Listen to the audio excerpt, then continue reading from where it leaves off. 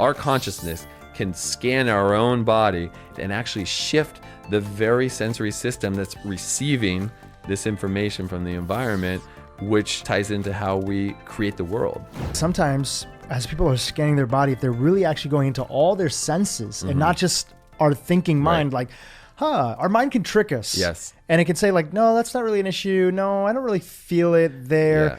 But you're saying that we got to step into like words, sounds, colors, light, feeling. And do you see our hands as being part of that primary tool? For those that are listening on the podcast on audio and not on the video, you know, earlier you were using your hands to kind of like scan. Is our hands a primary tool of sourcing? I mean, I think our hands can, they can operate like, because we use our hands to sense the world so much, like we reach out to things and we touch. In order to feel more, you have to actually allow things to come in, because your sensory system's picking up information. It's coming through your sensory receptors and it's coming into your nervous system, and your brain is making up meanings and assessing what that is. But we're not reaching out into the world and pushing against things to push on them to feel. We're allowing that information to come back into our bodies. So the hands act as like almost like a stethoscope, where you can place them on different parts of your body and allow yourself to receive yourself. They're like little antennas, which I also find is very useful, because while you're doing this scanning and checking in on your body, another thought can come in, which is, what do I want to eat for lunch? And that like disrupts you. Another thought comes in, which is like, this is super weird. I hope nobody's looking at me. And then you like lose it. You lose that connection. In that. And it's like, it's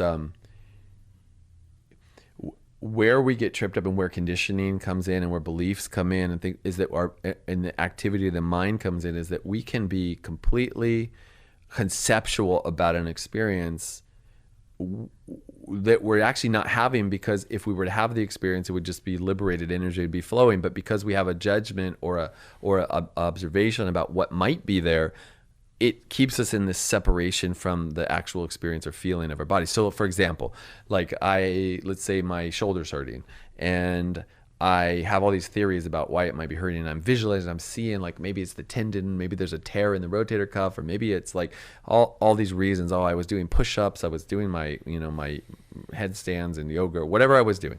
And instead of just like putting my hand on my shoulder and taking a breath and feeling the tissues there and noticing the quality there and seeing if I visualize or see any colors or some shape or something, I'm thinking about it and I'm kind of jabbing at it, like, oh, wonder what is wrong with this physical mechanical thing here, instead of interfacing with the energy and the information that I can tune into if I just take the story about it being a solid thing that's because of this or that, and I just open myself up to just explore what's the experience of the energy there, what's the experience of the movement there, what's the experience of breath, does it move in there, can I stay present with it?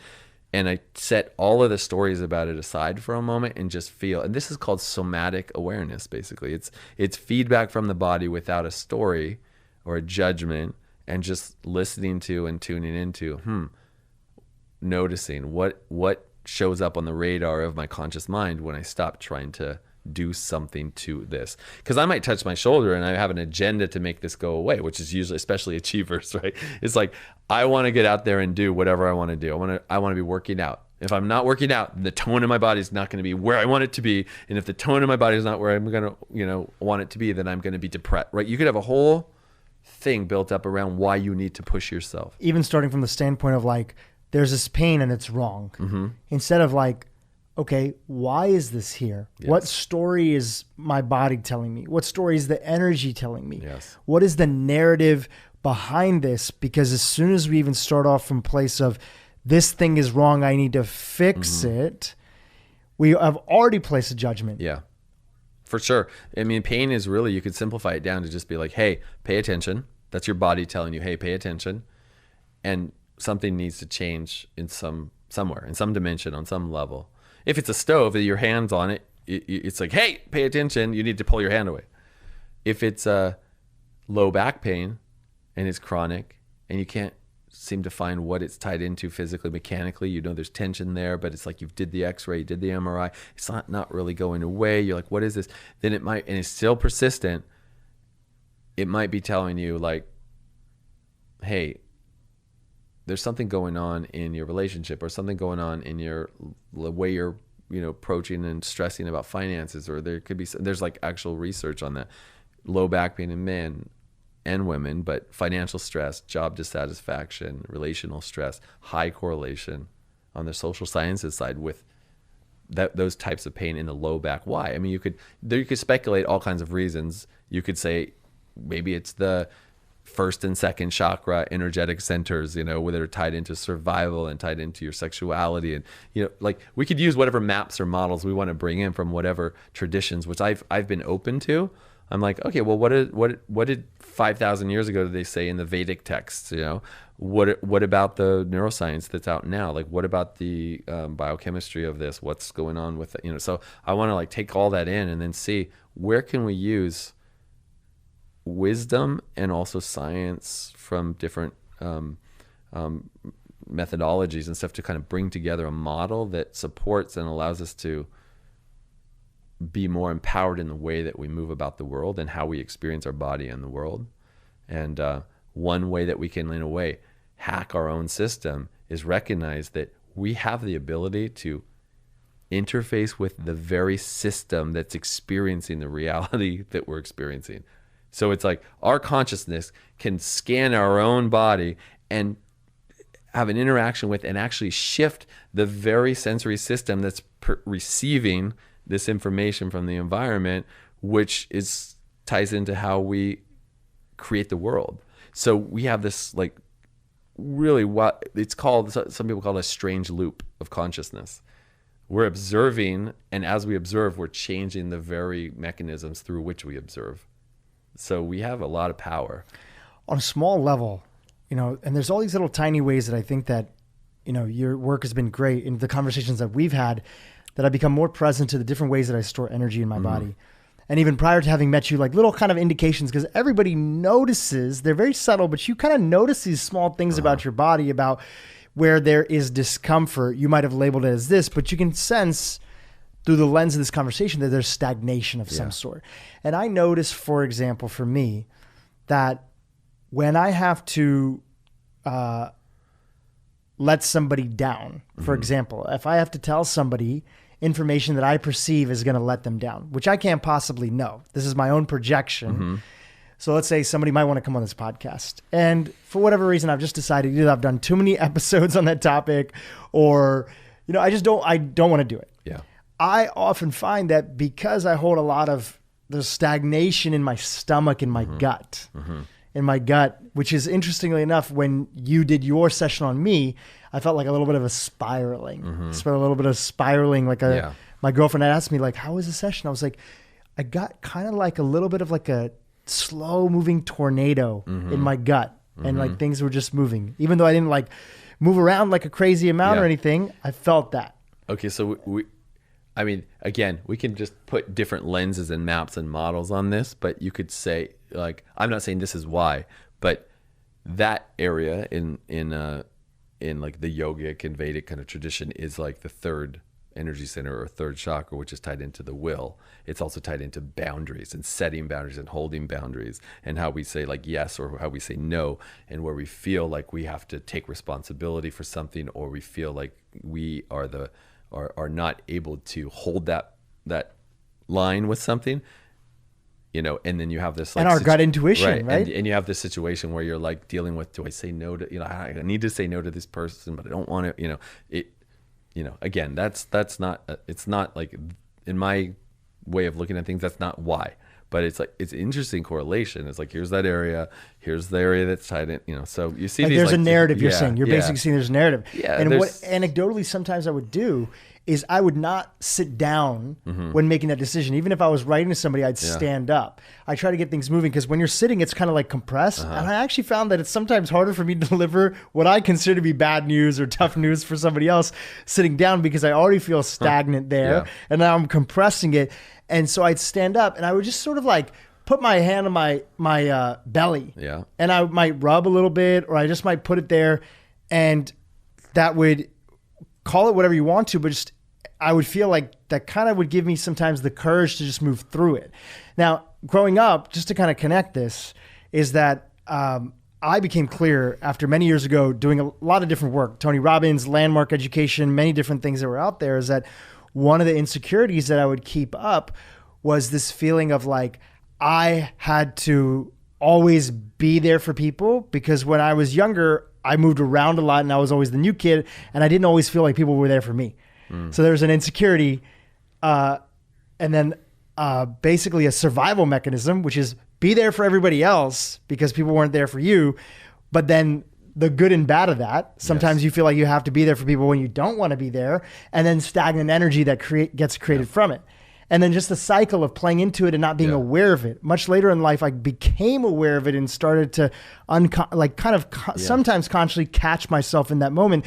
But that was just my own way of saying like how I've related to your work. And even in having my session with you, how I noticed that was the area that I had the movement.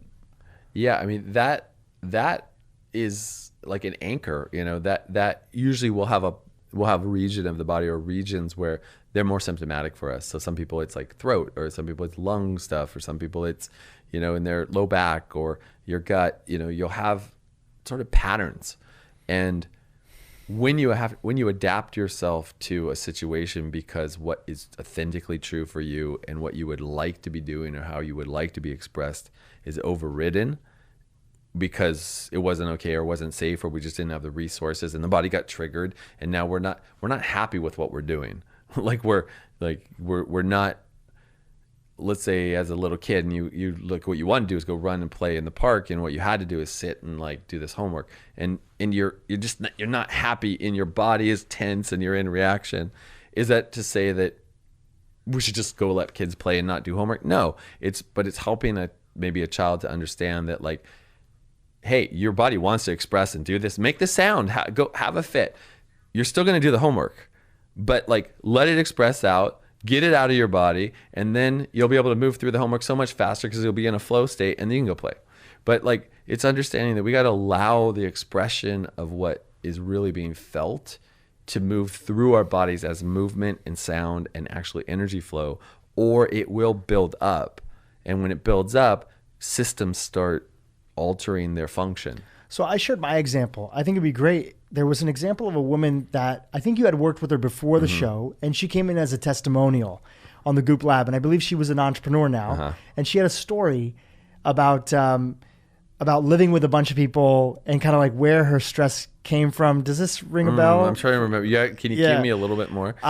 She was on there sharing a testimonial. I think she was the founder of like some organic company that was there.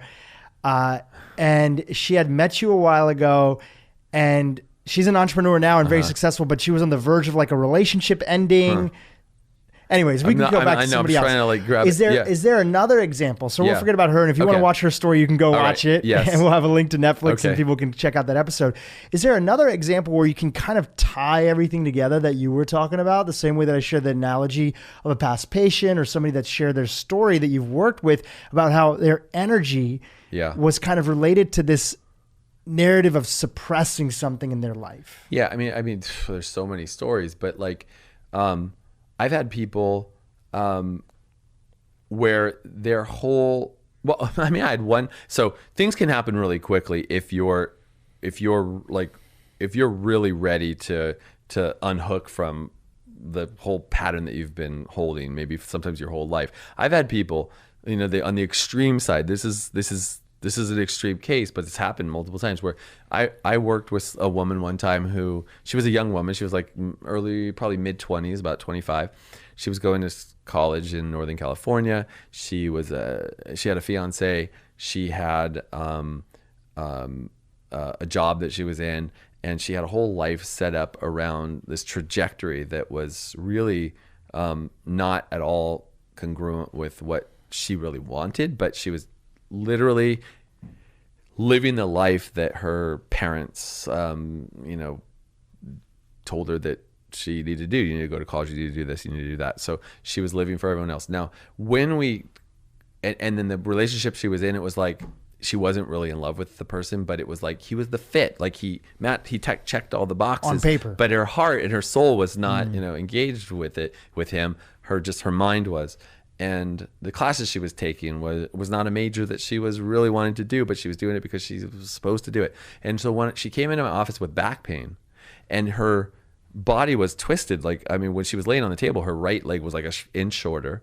Her pelvis was twisted relative to her low back. And so you had all this like bound up tension in her body, but it was energy that was all bound up there because her body had been in this torqued up, adapted state to living a life that was totally incongruent with her life. And I recognize because that pattern shows up when people are, that particular pattern shows up when people are kind of overriding their authentic experience and what they're really feeling and like being the person they should be. She had this idea of like really what she felt she wanted her life to be, but she was living another life for other people or other ideas or society. Exactly. So to do that, to like put her being into that box for other people, she had to contort herself physically and energetically. So she was all twisted. Her, you know, you could look at her on the table and you could see that she was, her legs were going kind of off to the side. Her pelvis was way higher. The right leg was shorter. There was this whole thing. So I started to work with her, and I didn't even touch her body. I just went into the field around her body, and I could feel there were different levels or layers of the energy system. It's kind of like those nested Russian dolls that are like inside of each other, where the physical body would be the densest layer, and then there's a shell and another shell and another shell. It's not quite so delineated with the subtle body because it's subtle. There isn't like a delineation point where, you know, that's the line between the life force and then the emotional body. It's all kind of like it's happening in a way, kind of at a subtle dimension that we are still, hopefully, you know, we'll have instrumentation that can measure this stuff in the coming years, measure these different kinds of energies or frequencies that we can't quite pick up yet. But I've learned to feel those. So I was in a layer off the body, which is it's more tied into the field of the mind. I know a lot of people know biologist Bruce Lipton, who talks about the biology of belief, and he talks about the how consciousness is really kind of, we're receiving something from outside our bodies. Yeah, or Dr. Dan Siegel, who's been a guest on this podcast before, talks about interpersonal biology, that the mind is in the body. Yes. And we have to look at it that way. So when you are feeling this field and the different layers of it, like the Russian doll example, are you feeling it? You know, we primarily get to see you using your hands, interacting with the field, but are you feeling it throughout your field? I'm interacting. My field and her field are interacting. I mean, HeartMath has done some research on this, where you're looking at you can have dissonance or you can have coherence in your own field and someone else's, and you can go in sync with their heart rhythm.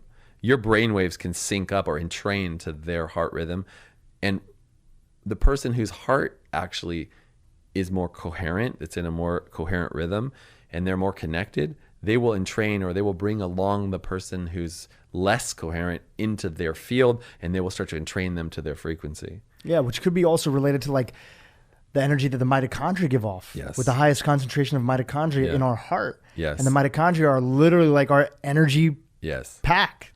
They are the things creating energy inside of our body. So everything is energy. I mean, we're seeing each other here. It's, you know, little photon packets of energy, information, wave particle duality hitting, you know, that's like hitting our eyes, our eyeballs going in and through the retina, and then our optic nerve, and then our brain is making up a meaning, and then we're projecting something back out here. It's all energy. This is what we're hearing is waves, vibrations hitting the tympanic membrane of our ears, and it's vibrating something in our brains, making up a meaning.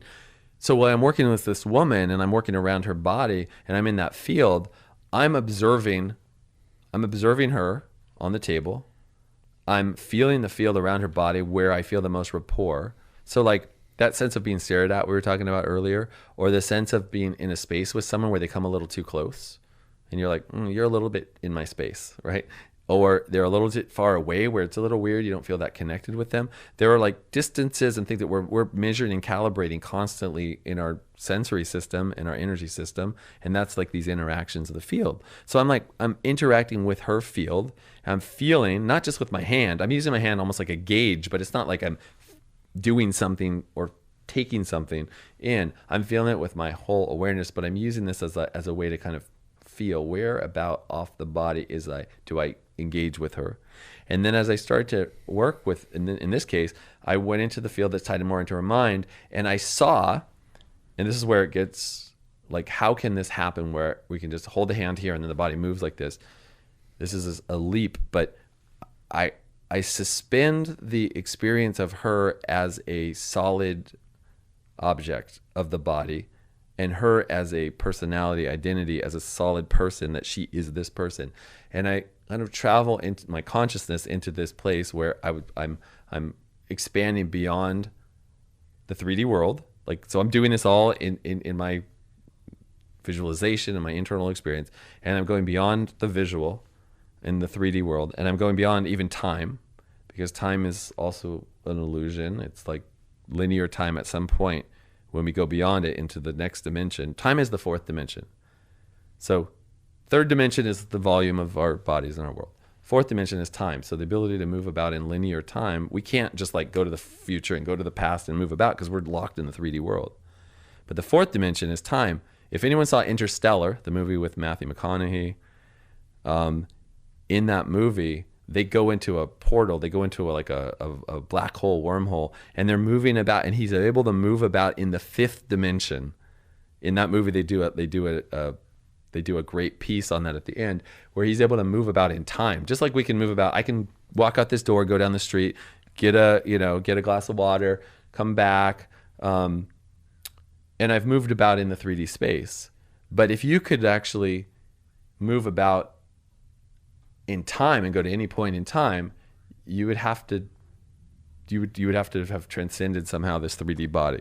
Now this get a little abstract. But if you go a level up, you can go to the fifth dimension, which would be what's called in physics superposition. That's the mathematics. Superposition is all possible sort of versions and times and realities of within that goes beyond time. They all exist at once. And so there would be like multiple versions all existing of you throughout all different times. And if I could kind of bring myself, whether I'm imagining it, whether I'm actually traveling there, I'm actually, in my experience, traveling there, and I'm seeing that she no longer is just that version of her on the table with this distorted pelvis and tension there, and I'm seeing her as like all the possibilities of who she can be. So we might just say, I walk up to the person and I see them as the unlimited possibility of who they could possibly be. And I approach her to say, how can I help that most elevated, most energized, most conscious, most capable version of her show up? And I'm going to interact with her in a way that allows that person to show up in a way. And so the conditioning kind of falls away, because when you're seeing something, it's like mirror neurons, right? It's like I'm seeing her in the possibility, and her nervous system goes, I'm held in a field of possibility, and like all these things could start to happen. Now, the mechanisms of that, how that exactly works, will be revealed. I mean, more and more as we talk more and more, as we study more and more about how consciousness and energy and physical matter all like interplay. But it happens reproducibly, repeatedly, over and over. Approaching something with pure possibility opens up the system to be more receptive and more responsive, and things start changing. And then when you get technical and you get in and start to work with more specific vectors of force, directing energy in certain ways, you get an even more precise response, and you can start to like have this interaction. And so with her, I'm going to keep it back to the original question, but this woman, I went into the field around her body, and I just was holding that perspective of her highest possible version of her. I'm approaching her. I'm vectoring a force into seeing how her body could most receive that information. It's like, how can I get the maximum rapport? Like, what would be the way that I could touch her body or touch or work in her field that would be so, it would be like, oh, finally somebody sees me and I can relax. And so as I did that, her whole body began to shake, her whole pelvis began to unwind, and she was sobbing.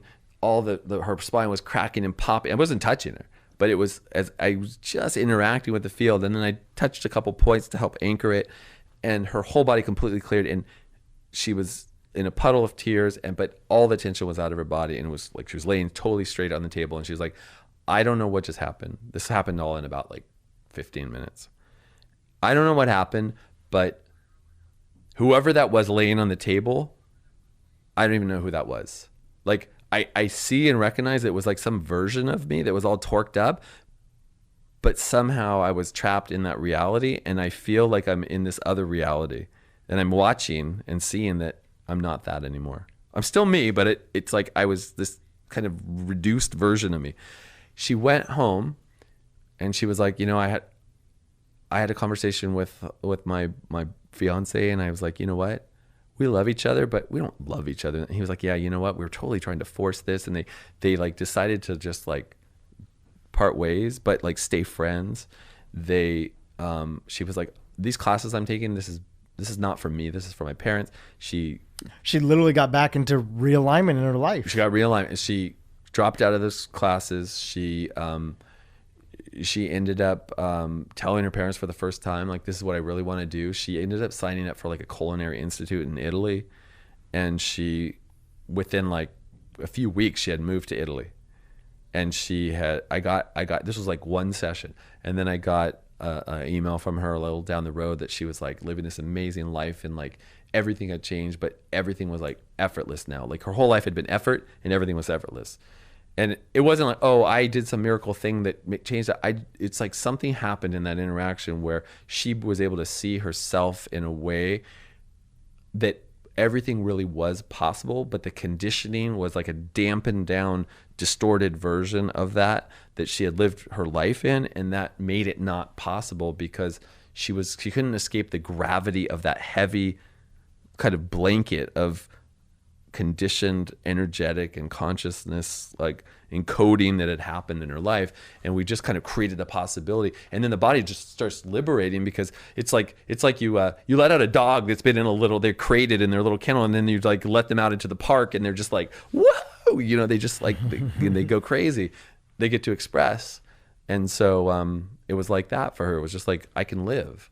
And so that would be a dramatic case of a one-off, like one session. Sometimes it's a more repetitive process where let's just find your body. You're totally disconnected from your body. You don't even know you have a body. You're just walking around as like a mind with appendage of a body dragging behind you.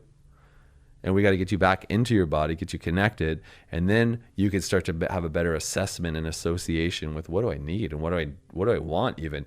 You might be working out so hard, but the working out is like not actually getting you more connected. It's actually helping you stay disconnected. Sometimes people need to stop working out, or maybe they're doing so much intense food stuff that it's like, whoa, it's not even you're not even enjoying what you're doing. You're just in total vigilance around this, and you're just so stressed out, and like maybe it needs to like ease it up a little bit. But your body will tell you what you need once you start connecting. And if the first step is like listening, when you were talking about working with this woman, you were tapping into the unlimited potential of what was possible. Mm-hmm. When people are listening at home and they're thinking about ways that they can bring that to themselves, mm-hmm. if the first part of it is like scanning and noticing the body and honestly connecting, let's say they notice that shoulder and that tension that's there, and they're letting out a sigh, or a sound, mm-hmm. and feeling into it and doing some of those things, how do they begin to incorporate a little part of what you were bringing to the table with her? How are they incorporating the vision of like no judgment and just what's completely possible for that region? Okay, so this is something I'm going to do. I actually have a free whole mini course that I created. It is exactly this, and it's we produced it beautifully. We have like people that are going through the process, so people can go along with it. That's on February 17th. We're gonna that comes out, so people could sign up even now for it. But it's like, how do you get out of fight or flight and into flow? Like, what are some of the steps? And just real quick, because I know a lot of people are gonna want to sign up. Where do they find that? So johnamaral.com.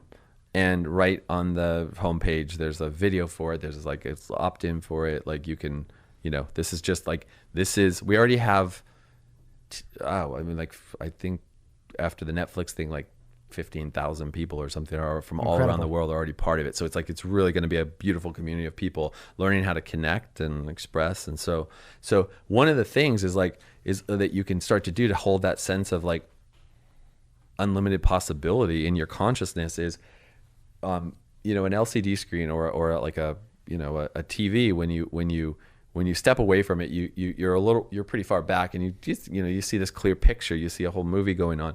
But if you were to come up so close to that screen where you're so close to it where you lose the picture, and now you just see little pixels of light and energy, an LCD screen is like the same as the body. It's a liquid crystal matrix.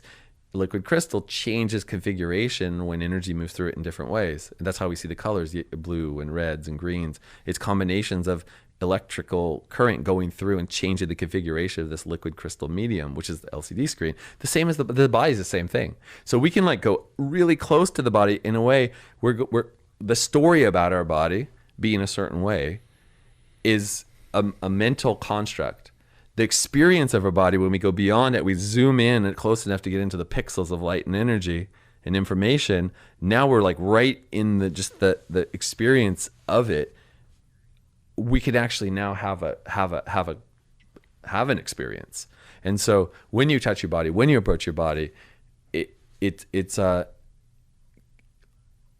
how can you be with your body with curiosity and compassion, where you suspend any agenda to make what you're trying to have happen there be an agenda, like have an objective for an outcome of like feeling better, making this thing go away. I bet I could heal myself. I'm going to heal myself I'm going to do this visualization. I'm going to do this practice, and I'm going to be able to get out there and get in the pool and swim, or I'm going to throw the ball, or I'm going to like be able to do yoga again. And you have this whole agenda. You're already screwed, because you're not actually being with the experience of zooming in. You're still in a story about what you want.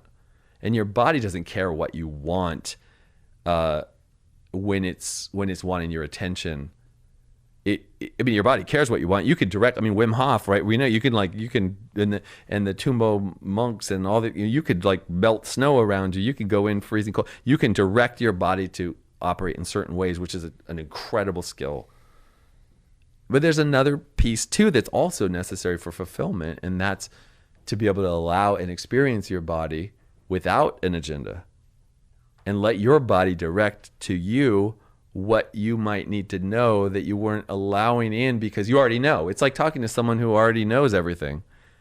It's super annoying because there's no receptivity. They're just already planning their next response because they already know, so they're speaking already over you. It's not a real conversation. No one's listening. It's like basically a feedback loop. And so the challenging part for people is that you first sometimes have to step into the awareness of like what feels off to connect with that part. Yeah.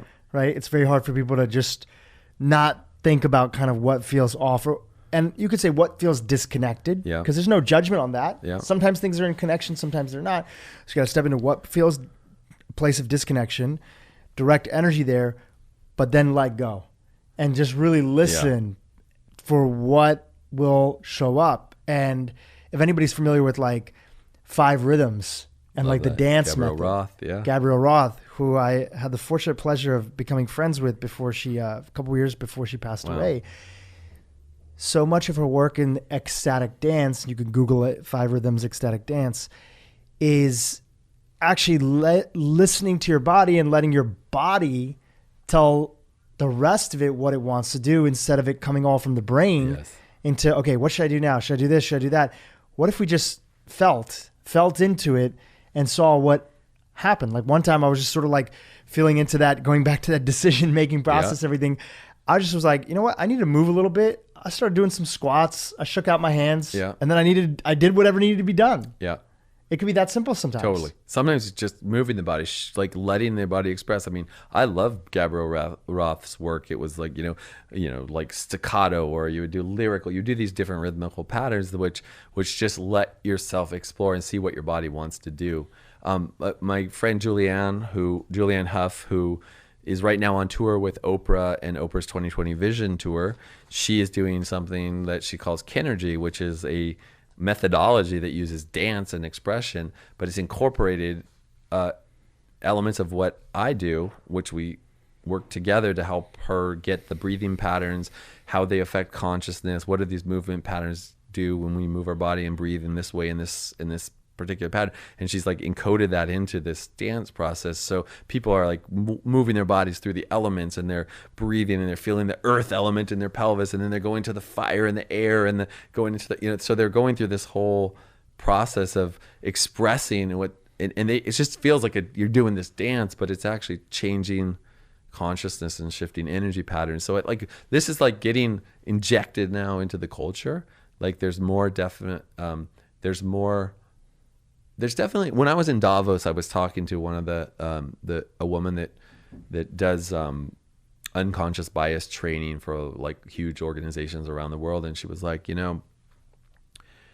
we try to take these tools and we get these contractors to come in and teach different courses and stuff, but oftentimes we're taking the tool and we're trying to give someone a tool to think differently when their conditioning is a visceral physical experience and a lens through which they're in a way judging or making decisions and snap judgments about the world out there. And that's not something you can just teach the conceptual mind, which is like a philosopher, Ken Wilber, had who came up, who has a brilliant philosopher in the all quadrants, all levels, in brief. I think one of his books is called something, a theory of everything or whatever. It's very comprehensive, but he talks about, you can't just teach people like global consciousness and unity consciousness and stuff. You have to change the very architectures through which that consciousness is experienced, because it's not just a concept of the mind. You have to feel it through your heart. Like you actually feel things in your heart. You feel things through your body, and you can't just think your way into certain situations or change belief patterns and stuff just with your mind. You have to engage with your body. So I think we have a long way to go, but I feel like there's an opening. There's an interest in like, how could energy affect matter? How could we like work with this invisible stuff of energy? And we can accept that a magnet held over something will move it, and we don't really question it. We're like, oh yeah, like the magnet is it seems like magic. It's like, how is this metal piece moving around? Nothing's physically touching it. But you do it with the body, and the body's moving around, and we go, oh my God, it's an exorcism. It's what is this? This is fake. This is like, this can't happen. But there's something called erogenous zones, that if somebody blows on your back behind your ear, or they stroke the inner thigh or whatever, your whole physiology may have a very rapid change in a good way, And did anything actually happen in one part of your body to make, every global system change? Yeah, it's a nonlinear system. You're driving, you look in the rearview mirror, you see lights, red, blue. Oh shit. They're going to pull me over. They're going to whole body goes into vigilance. You're ready. Or just people watching a movie. Yeah. You're watching a movie that's like super intense, and you start crying, right, or you feel this, or you feel that. It's like, that's a version of something that's not touching you. Yes. Almost it's a mild form of hypnosis. Yeah. Your body has been convinced that this is what's going on, yes, that's over here. And no different is something interacting with your energy field. Yeah. Zooming out, when you, cause I know you've been like doing your work for now some time, mm-hmm, and like really working with incredible people that are out there like Gwyneth and Tony and other individuals and everyday folks like myself too, and other people that are out there. And when, the GOOP Lab was very interesting, because you started off the episode by saying this is the first time that you've let people film their work. And with them filming your work, what's your hope for what people's takeaway is from seeing you in your zone doing what you were meant to do? My hope, my desire in doing that was to show a phenomenon that would spark dialogue and also get people to go, something's happening. Like something is happening. And this is the scientific method, right? You observe, and then you come up with a hypothesis, and then you start to test. And so I would like to see more, more research on, like, the phenomenon happens.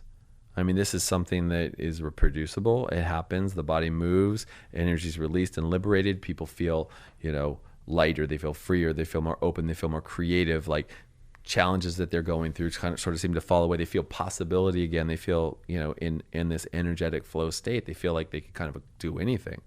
And even on a very like tiny level, there was one person, a GOOP employee, who was going through the experience, and she had a big release and was crying, had some tears when she was in the session with you, and then had shared with the rest of the team for the next few nights, like had slept better. Yeah. She had these like episodes of sleep paralysis. Yes.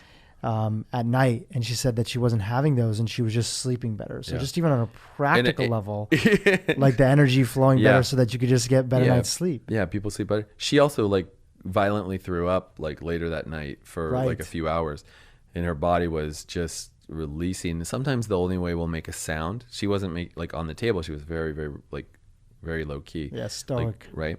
But what was happening internally was this surge of all this stuff was going on, and I could feel everything that was happening, but it wasn't expressing strongly through her body, but it also wasn't safe for her in that environment to really allow it to move so fully. So she was at work. I mean, basically. Right. We did it at the GOOP. It's very vulnerable to have a full experience in front of everybody. Right. So sometimes the only way we'll make those sounds and move our body in those ways is like throwing up. Right? Because it's a rhythmical wave-like motion that's tied into it. That's what emotion is. Sometimes it's diarrhea. Sometimes it's like, like the body will find a way to move that energy. So sometimes people do have a more expressive kind of purging. But just like I mean, you've been involved in like detox programs and creating clean and all the work that you've done. People will discharge and not just energy, but chemicals that have been stored in the system, toxins that have been stored in the system. They start to move, and when emotion starts moving and energy starts moving and the tissues start oscillating and the fascia and the viscera, you can have anesthesia that was stored still in the body, different medications or different drugs that people have done. They can start to move into the parasympathetic kicks in, and they can start to discharge, and that starts to come out of it starts detoxing. And so sometimes the body, it's so much of a flood that's been energy stored in the periphery and in the tissues, and it starts moving back into your bloodstream. Your body needs to get it out. So on occasion you'll have like those kind of situations where someone just detoxes. So there's different ways that energy is going to move. When it releases heat, thermal energy, movement, sound, it could be physical detox. There's just a lot of ways that the body can just discharge. Yeah. What I think was great about people getting a chance to see you in the zone and doing your work is that when you sometimes for certain people, they visually see it. Now they can actually go in and start to investigate it. Yeah. Whereas before, if they would hear it from somebody, it would just feel like, okay, what is this? We are so sort of skeptical these days, and rightly so. For sure. And then people see it and it's like, okay, what else is there? What are the other messages? Like, to me, if there's one takeaway for people from this podcast, it's, besides the check-in, the 4-step method of checking in, which is just awesome. It's this idea of what are the subtle, your body is constantly communicating to you. Energy is constantly communicating to you. Even from a grander sense, I tell people, to pull a quote from like Deepak Chopra and other individuals that are out there, like the universe is constantly conspiring for your greater good. It's wanting the intersection of things to happen, people to meet, circumstances to be there. So just on a body level, what is your body just communicating? If you're just sitting right now, you're listening to this podcast, you're walking, you're driving, you're out somewhere, you're at home cleaning, what messages are you just getting from your body? If you just listen and you would pay attention, would it say, take the morning off, or take the afternoon off, or pick up the phone, or address the situation, or just hold yourself, right? It's been a tough week. Just go internal and just kind of like lay down and be there for yourself. Like, what messages is your body sharing with you? Because when we ignore those messages over years and years and years and years and years, that's when they really start to show up as physical disease inside the body. And notice too, even when you said that, Drew, like hold yourself, and it's a very like tender, compassionate, but you're like, notice, was that a charge in your being? Or are you like, hold myself, right? I'm gonna lay at home and hold myself, well, what do you need to have happen in order for you to give your body that attention? I've had like entrepreneurs that are running huge companies, literally laid out, can't move because their back like quote unquote went out. They can't function, and they're laying on their back, on the floor with their legs propped up on the thing because they literally can't move, and they're like on their computer, like doing all their business. It's like the body's screaming at you, like, look, you need to connect and check in, and they're still trying to drive and push it through, So it's like, yes, what if you just gave your body that honor and recognize the kind of the attention that it's asking for? Ask, touch different places, and if you're like, this seems like a foreign language, I don't understand what my body's telling me, it's just like, I touch my body and it feels like physical stuff, then acknowledge that and be like, oh, okay, I guess I'm disconnected, because that's what it feels like when you touch your body and you don't feel any. It's like hugging someone that doesn't want to hug you back, and they don't give you any energy, and they're just like the little pat thing. Mm-hmm. And and they're just like they're locked, and there's no engagement. That if you're touching your own body and your body's not receiving you can't have a relationship with your own body, but like have a tender relationship. You're disconnected, because that we have to be intimate with ourselves first. We have to actually have this like relationship. Maybe you just need to find, where does it feel good in your body? We're talking about disconnected areas and where there's pain or tension, but like, where does it feel good? Like, can you touch somewhere in your body that feels good? Like, I've had people in trauma, stress mode. They were so dissociated from their body because they had, let's say they had some abuse or something. They learned to just leave their body. And we found that the only place that they felt connected was like holding their earlobes. And when they touched there, they're like, oh, I relax. Or like crossing their arms in front of their chest, or holding their arms like over the solar plexus, or putting their hands on their legs, somewhere where they felt themselves kind of come down and into their body. So it isn't always about just finding, where am I disconnected? Sometimes it's like, let's just find a way to connect first. And so where is it easy to touch your body? Where can you breathe into easily? Where can you hold your hands and just touch your body and feel like, oh, okay, I can actually. And then you might be like, so you might even get emotional, or you might just feel like, oh, I've been pushing myself so hard, I just need to lay here, and now I finally, because you finally let your body communicate to you. But you do it by getting rapport with yourself, just like you get rapport with the person. Be cool to yourself, be kind to yourself, it's like, I can't tell you how many times people come in and they're just like, this freaking shoulder, I just want you to, fix this. If we get rid of this thing, I'll just rip it out. I'm ready to get a shoulder replacement. I'm just, it's like so much animosity because the body seems to be taking you away from your agenda.